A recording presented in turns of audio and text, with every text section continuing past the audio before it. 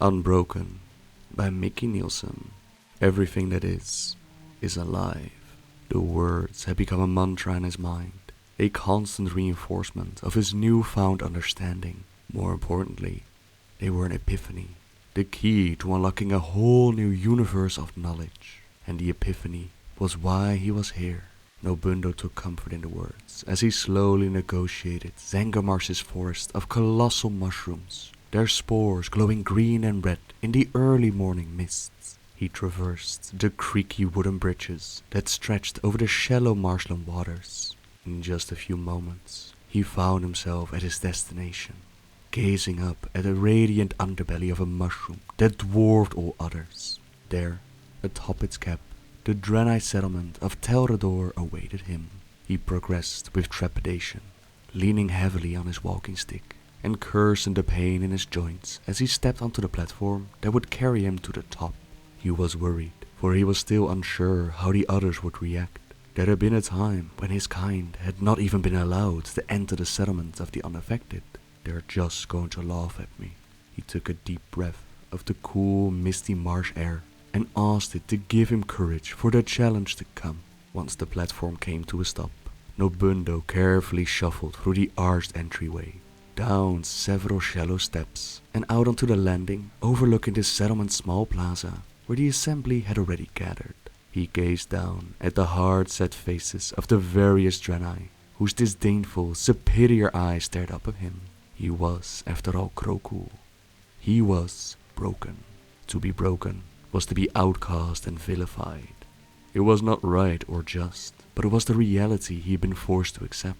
Many of his unaffected brothers and sisters could not understand how the decline of the Kroku could have occurred, and especially, as in Nobundo's case, how one who had been so gifted and so favored by the light could have fallen so far. Though Nobundo himself did not exactly know how it happened, he did know when. He recollected with startling clarity the exact moment that marked the beginning of his own personal descent. The skies wept when the orcs laid siege to Shefrev's city. It had been many long months since rain had graced the lands of Draenor, but now, almost as if in protest of the looming battle, dark clouds roiled overhead. Light showers drizzled over the city and the army outside its walls, increasing to a steady downpour as the two sides watched and waited. There must be 1,000 of them, Nobundo speculated grimly from his perch high atop the inner ramparts. Beyond the outer walls, shadows moved amongst the torch-lit trees of Terakar forests. Perhaps if the orcs had taken the time to plan more carefully, they would have actually deforested the region outside in preparation for their attack. But these days, the orcs cared little for strategy. For them, there was only the thrill of battle and the immediate gratification of bloodshed. Telmor had fallen, as had Karabor and Farallon. So many of the Draenei's once majestic cities now lay in ruins. Shefrev was all that was left. Slowly, the orc assemblage maneuvered into position, making Nobundo think of a great fanged serpent coiling in itself in preparation to strike. A strike that would surely spell the end of Shefrev's defenders. Not that we are meant to survive anyway. He knew full well that he and the others who had gathered here tonight were meant to be a sacrifice. They had volunteered to remain behind and fight this last battle. Their inevitable defeat would appease the orcs such that they would consider the Draenei decimated and all but extinct. Those who had sought refuge elsewhere would survive to fight another day, a day when the scales would be more balanced. So be it then. My spirit will live on, becoming one with the glory that is the light. Emboldened, Nobundo stood to his full height, his strong and athletic frame bracing for the events to come. His thick tail shifted anxiously as he settled his weight evenly between both leonine legs and ground the toes of his hooves into the solid stone masonry. He took a deep breath, tightening his hands around the shaft of his light-blessed crystalline hammer. But I will not go quietly. He and the other Vindicators, holy warriors of the light, would fight to the very last. He glanced to either side at his brethren stationed at intervals along the wall walk. Like him, they stood impassive and resolute, having reached their own peace with the destiny that now awaited them. Outside, the war machines had arrived. Catapults, rams, ballista, siege engines of every description passing briefly through the torchlight. Their heavy apparatuses creaked and groaned ominously as they were positioned within striking distance of the walls. Drumbeats sounded, sporadic at first, then quickly joined by more and more, until the entire force was alive with a rhythm that started soft like the rain, then grew to a persistent thundering roll. Nobundo whispered a prayer, asking the light to give him strength.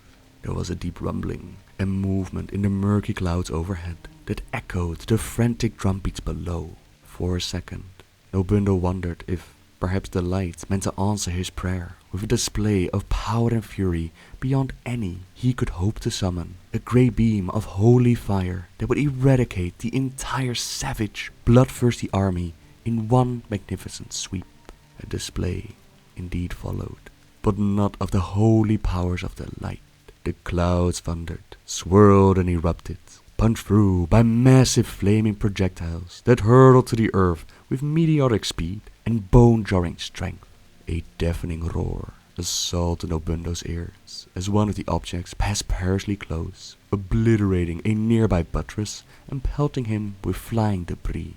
As if awaiting this signal, the multitudes outside pressed forward, their blood-curdling war cries rolling over the city as they mobilized with singular purpose to destroy all within their path.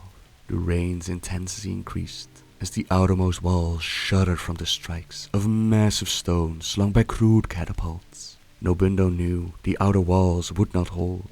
They had been constructed rather hastily, the wall sections extending above the depressed floor of the outer ring were an addition made in the last year, a defense made necessary by the orc's methodical extermination of his people and the subsequent realization that this city would be their final bastion. Several brutish ogres went to work on penetrating a section of wall already compromised from the meteor's assault.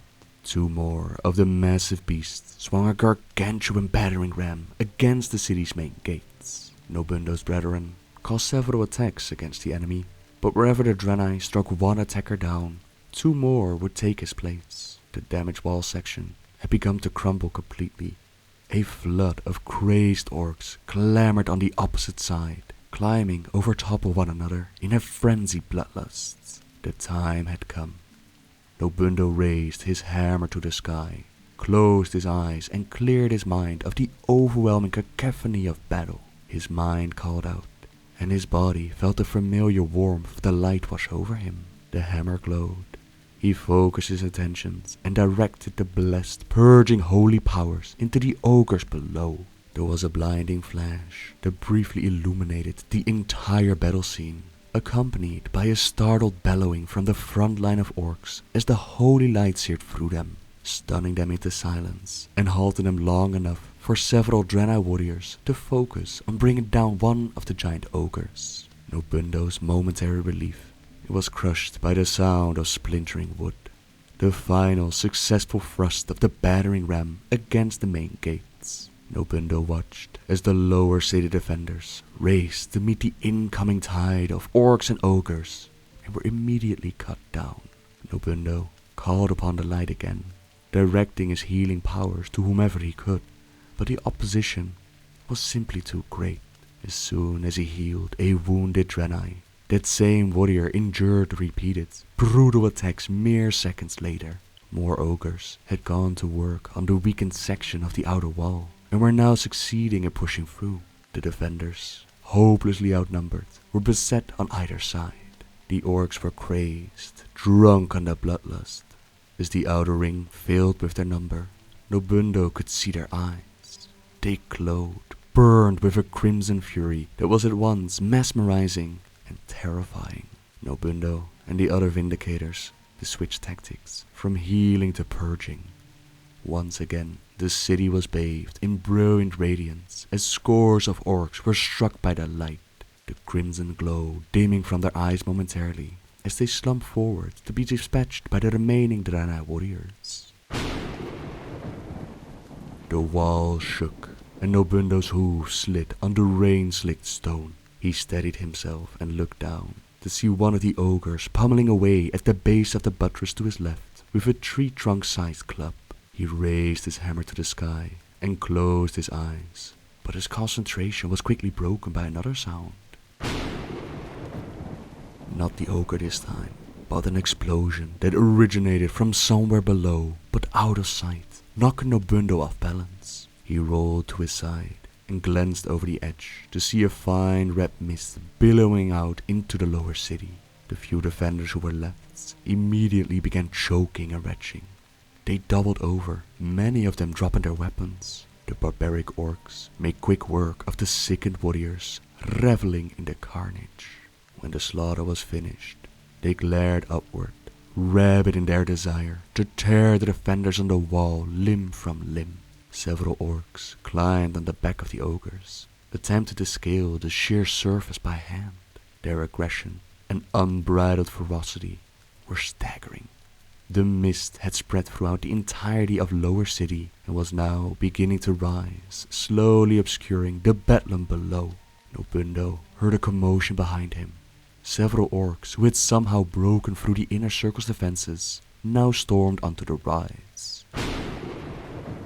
The wall shuddered again, and Nobundo cursed the ogre below, who had undoubtedly returned to pummeling the buttress. A second salvo of flaming meteors fell from the sky, as Nobundo ready to meet the oncoming crush of attackers. He directed the fury of the light into the first orc head-on. The green beast's eyes dimmed, and he crumbled. Nobundo brought the crystal hammerhead down, squarely on top of the orc's skull, then yanked upward and swung left, feeling a satisfying crunch as the orc's ribs shattered. He twisted and brought the hammer across at a downward arc into the side of another orc's leg, shattering its kneecap. The beast howled in pain and fell forward off of the rampart. The mist had worked its way onto the rise now, where it rolled out and covered the stone like a carpet. Nobundo and his fellow Vindicators fought on as the mist rose to chest level, then finally to their faces, stinging their eyes and burning their lungs. Nobundo heard the death cries of several of his companions, but he had lost sight of them in the dense red fog. Mercifully, the attacks on him seemed to have abated. He stumbled back a step, stifling the urge to vomit. It felt as if his skull was about to burst. Then he heard a horrific battle cry from out of the mist that chilled him to the bone. A shadow approached. Nobundo struggled to see as his body wrenched in spasms. He tried desperately to hold his breath as out of the dense crimson mist stepped a tattooed, fiery-eyed terror. A massive orc, covered in the distinctive blue of Draenei blood, out of breath, twisting a wicked two-handed axe in his grip. His raven-hued hair clung to his thick chest and shoulders, and his lower jaw had been colored as black as pitch, lending his face the countenance of a skull. Behind him, scores of orcs rushed onto the rise. Nobundo knew that the end was near. The wall shook once more. The nightmarish orcs charged. Nobundo arched back. The blade carved a gash across his chest, rendering his armor and numbing his left side. Nobundo answered with a swing of his hammer that crushed the fingers of the orc's right hand, rendering it and the axe he held useless. Then, to Nobundo's horror, the terrifying creature smiled. The orc gripped him with his good hand, and the twin furnaces of his eyes bored into Nobundo, bored through him. Nobundo was forced to gasp for air. As he did, he felt the veneer of his will being stripped away. It was as if some manner of dark demonic magic was at work, as if a part of his very essence was being obliterated, and it was an assault he had no answer for. Nobundo vomited thick blood onto the orc's face and chest. He closed his eyes and frantically, desperately hailed the light, besieging it to neutralize the orc long enough for him to mount the defense. He called out, and for the first time since he had contacted the light and been graced by its blessed radiance, there was no answer. Terrified, he opened his eyes and looked into the manic, fiery pale orbs of the orc, who opened his great mouth and bellowed, drowning out all other sound and threatening to shatter Nobundo's eardrums. It seemed as if he was suddenly plunged into some kind of terrible silent dream. The beast reared back and slammed its head into Nobundo's face. Nobundo reeled backward, his arms flailing, the rain pounding down, those blazing eyes searing into his own as he fell down through the mist, crashing into something large that grunted as it gave beneath him. Still trapped in the silent nightmare, Nobundo saw the orc disappear from the edge of the wall. Nearby, the ruined buttress gave way, and a massive section of the upper ramparts fell, blocking out the rain and the sky and trapping Nobundo in a world of quiet darkness. As he lay there, he thought about the ones who had gone into hiding, those he prayed would escape slaughter, those he loved and respected, those for whom he had given his.